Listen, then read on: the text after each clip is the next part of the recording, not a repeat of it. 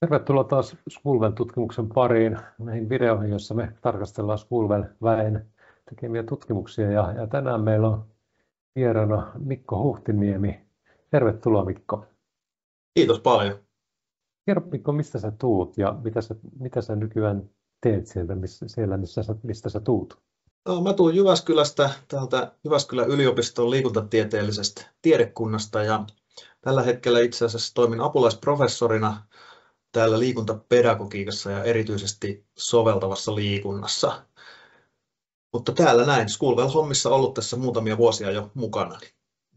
Joo, mahtavaa. Mahtavaa. Ja hetki käytetään aikaa sun väitöskirjan päätulosten ja päälöydösten parissa. Sä teit väitöskirjan oppilaiden motivaatiosta, tunnekokemuksesta koululiikunnassa ja sitten koulun kuntotestitilanteisiin liittyen ja oppilaiden motoristen taitojen ja kunnon kehittymiseen liittyen väitöskirjan. Mun tiedot mahtaa olla ihan oikeat. Joo, sun tiedot oli ihan oikeat ja nyt tosiaan tästä tein vähän tällaisen kaksiteemaisen väitöskirjan ehkäpä, että mulla on oma historia sille, että mä olen ollut kiinnostunut tästä tällaisesta MOVE-järjestelmästä, eli fyysisen toimintakyvyn seurantajärjestelmästä, ja siitä lähti tämä oikeastaan innostus tähän kuntotestikontekstiin ja koululiikuntakontekstiin ja tähän aiheeseen. Tässä väitöskirjassa tosiaan tarkasteltiin näitä motivaatiotunnekokemuksia sekä yleisesti koululiikunnassa että sit erityisesti näiden kuntotesti tällaisten MOVE-tuntien aikana.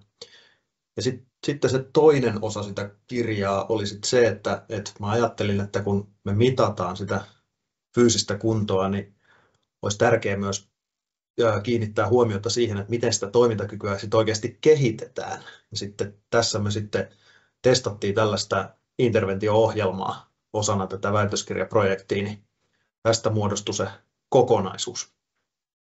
Hei, mitä te löysitte? Mitä tässä oli keskeistä löydöksenä?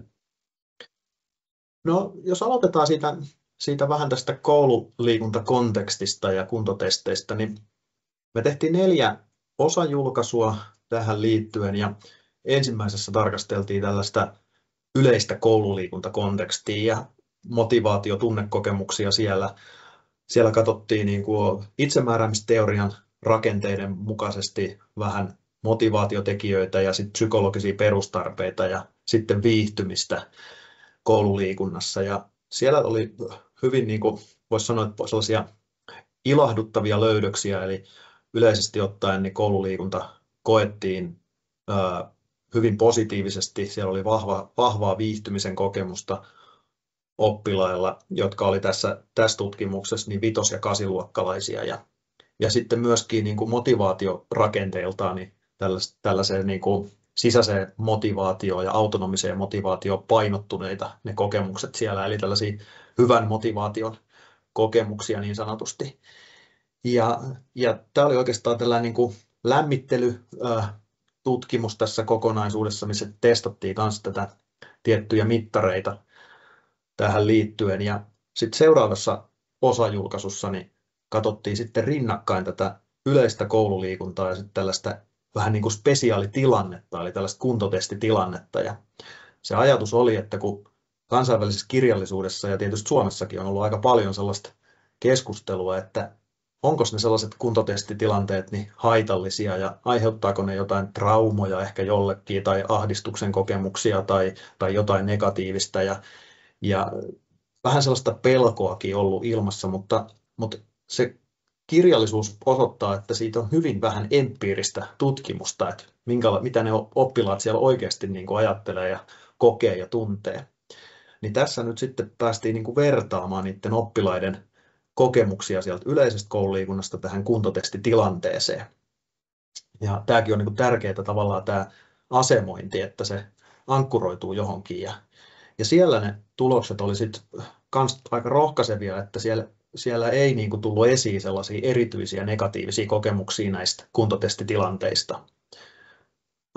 Toki esimerkiksi viihtyminen oli aavistuksen heikompaa kuntotestitilanteissa kuin yleisesti koululiikunnassa, mutta se on tosi ymmärrettävää, kun tämä on tällainen strukturoitu tilanne, jossa ei ole hirveästi valinnan mahdollisuuksia toiminnan suhteen, niin ymmärrettävästi ne on vähän alhaisempia nuo kokemukset, mutta yleisesti ottaen niin siellä ei korostunut nämä negatiiviset kokemukset, vaan hyvin niin kuin samantyyppiset asiat kuin yleisesti koululiikunnassa. Wow. Siis eli periaatteessa menee niin, että lapset näyttäisi viihtyvän koululiikunnassa, tai se voisi ajatella, että se on mukavaa. Ja sitten nämä kuntotestitilanteetkin, niin voisi kuvitella, että siis on ollut vähän pelkoa ilmassa, että minkälaisia ne lapsille on ja muuta. Ja sitten se näyttäisi, että ei syytä huoleen, vai pitääkö paikkansa? Joo, just näin, että ei syytä huoleen, ja toki se ei tarkoita sitä, etteikö siellä myös niitä negatiivisia kokemuksia joillakin olisi, ja mä en halua missään nimessä niin kuin vähätellä niitä, että ne on erittäin niin kuin tärkeitä erityisesti opettajille, että kiinnittää huomiota, että jos siellä on yksittäisiäkin oppilaita, joilla on ahdistuksen kokemuksia, niin niitä pitäisi niin kuin miettiä, että millä tavalla niihin sitten puututaan. Ja oikeastaan tästä niin kuin aasinsiltana sitten mennään siihen 3. osatutkimukseen, niin siinä me oltiin sitten kiinnostuneita, että mitkä on ne taustatekijät, jotka selittää näitä kokemuksia näissä tilanteissa. Ja siinä tutkittiin sitä opettajan toimintaa ja löydettiin, että tällainen tehtäväsuuntautunut ilmapiiri, jossa korostetaan esimerkiksi yrittämistä ja oppimista ja virheiden näkemistä niin kuin oppimisen työkaluna ja tällaiseen omaa toimintaa huomioon kiinnittämistä, eikä sitten niin kuin vertailua niihin kavereihin tai johonkin viitearvoihin. Niin tällainen tehtäväsuuntautunut ilmapiiri ja sen rakentaminen, niin se oli yhteydessä tähän hyviin positiivisiin kokemuksiin. Ja sitten mielenkiintoista oli se, että sillä ei itse asiassa ollut mitään merkitystä, että minkälaisia niin kuin absoluuttisia tuloksia näistä kuntotesteistä niin oppilaat saivat. Että toisin sanoen, että vaikka oppilas ei ehkä ollut se luokan kovakuntoisin tai taitavin oppilas, että sillä oli vähän heikommat tulokset, mutta silti hänellä saattoi olla positiivisia kokemuksia riippuen siitä opettajan tavasta toteuttaa se tunti, eli siitä hänen pedagogiikastaan. Niin tämä oli minusta sellainen niin kuin tärkeä löydös, että tällainen tehtäväsuuntautunut ilmapiiri, sen tyyppisen motivaation rakentaminen, niin riippumatta kunnon tasosta, niin se näyttäisi olevan niin kuin positiivinen juttu. No, aika hauskaa. Se ei ole niinkään kiinni yksilöstä, vaan siitä vuorovaikutuksesta, mikä siinä tilanteessa on. Joo, ja kyllä sillä opettajan toiminnalla ja sillä pedagogiikalla on tosi iso merkitys, että se tietysti vaikuttaa myös niihin vertaistilanteisiin ja siihen, että millä tavalla siellä ryhmässä muuten supistaan ja toimitaan. Että tällainen, jos esimerkin antaa, että jos opettaja, jos kuvittelee mielessään tällaisen mittaustilanteen, kuntotestitilanteen, ja opettaja joka kerta huomioi, että Matti, että mahtava loikka, että nyt tuli päivän pisin hyppy ja näin poispäin, niin se automaattisesti ruokkii sellaista vähän niin kuin vertailevaa asetelmaa, että siinä oppilaat asemoi itseään suhteessa muihin. Ja tämä on ehkä vähän sitä haitallista puolta, että opettaja olisikin parempi kiinnittää huomioon vaikka liikkeen laatuun, että antaa sitä aina palautetta, että Matti, että tosi hienosti nostit polvea ja johdit liikettä eteenpäin ja näin poispäin. Että tällaiset pienet jutut siinä pedagogiikassa, niin nehän sen sitten ratkaisee, että minkälainen siitä ilmapiiristä tulee siellä ryhmässä sen tunnin aikana. Joo, mahtavaa. Oliko siinä kaikki tulokset vai oliko vielä jokin? No ehkä sitten vielä voisi nostaa sen viimeisen osatutkimuksen, että siinä me tosiaan testattiin tällaista 5 kuukauden mittaista interventio-ohjelmaa ja ajatuksena, että tutkittiin, että minkälaisilla tällaisilla tai voidaanko tällaisilla helposti toteutettavilla toimenpiteillä niin kehittää niitä fyysisen toimintakyvyn eri osa-alueita. Ja me lisättiin liikuntatunneille 20 minuutin osio tällaista erityisesti niin kuin motorisiin taitoihin ja fyysisiin ominaisuuksiin liittyviä harjoitteita. Ja sitten kerran viikossa käytettiin pitkä välitunti vastaavanlaiseen, että tehtiin näitä monipuolisia leikinomaisia harjoitteita, jossa sitten vähän kuin systemaattisesti kehitettiin näitä osa-alueita. Ja sitten vielä joka päivä oli tällainen niin kuin pieni liikuntatauko akateemisten tuntien aikana. Ja nämä yhdessä niin, tällaiset helposti koulun arkeen soveltuvat jutut, niin näillä saatiin aika hyvä vaikutus aikaisesti, että siellä nämä eri toimintakyvyn osa-alueet parani ja kokonaisuudessaan kunto parani näillä oppilailla, jotka oli vitosluokan oppilaita tässä interventiossa. Että se oli rohkaiseva viesti siitä, että niin kuin hyvinkin pienillä jutuilla voidaan saada paljon hyvää aikaiseksi siellä koulun arjessa. Joo, konkreettisia tuloksia. Periaatteessa jos kiteytän, niin me tiedetään, että nämä tilanteet nykyisellään toimii aika hyvin, mutta tiedetään myös, mikä niin voi edistää lasten hyvinvointia. Tällaisessa tilanteessa kuvasi aika konkreettisesti sitä, että mikä on sinne pedagogiikassa esimerkiksi tärkeää, että millä tapaa niin huomioidaan tämä liikkuminen ja sitten myös niin ihan keinoja siihen, että miten koulupäivän aikana voidaan toimia tähän suuntaan.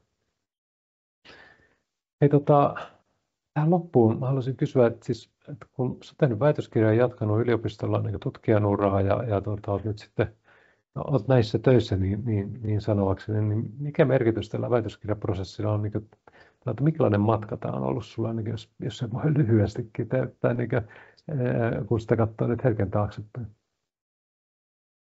No, opettavainen matka, että mä olen kokonaisuudessa ajatellut tämän sellaisena opetusprosessina itselleni, että tässä on oppinut itsenäisen tutkijan taitoja ja nähnyt niitä tutkimuksen eri vaiheita siitä suunnittelusta ja aineiston keräämisestä ja analyysistä ja tilastollisesta tuskailusta siihen tulosten raportointiin ja julkaisemiseen ja vähän niin kuin kaikkia eri vaiheita. Että minusta se on ollut tosi arvokasta tässä omassa väitöspolussa. Ja sitten tietysti näitä teemoja pystyy nykyään jatkamaan omassa työssään, että mun työssä fokuksessa on niin kuin liikunnallisilta lähtökohdilta erilaiset oppijat ja niiden niin kuin liikunnan toimintakyvyn hyvinvoinnin tukeminen. Niin siinä mielessä tässä omassa väitösvaiheessa on tutkailtu tätä fyysisen toimintakyvyn eri tasoja ja motoristen taitojen eri tasoja ja ehkä liikkumisenkin eri tasoja. Niin nämä on sellaisia alaryhmiä ja sellaisia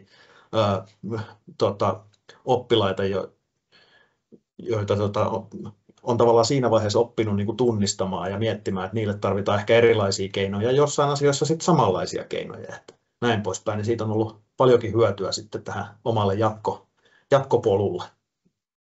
Joo, hienoa. Kiitos Mikko. Schoolwellissa on parasta, olen monta kertaa sanonut tämän, mutta ehkä yksi parhaita asioita on se, että tässä on niin monen eri alan tutkijoita, me saadaan tehdä yhdessä tätä työtä, niin koko ajan opitaan lisää toisilta. Kiitos tuhannesti osallistumisesta. Kiitos paljon. Kiitos.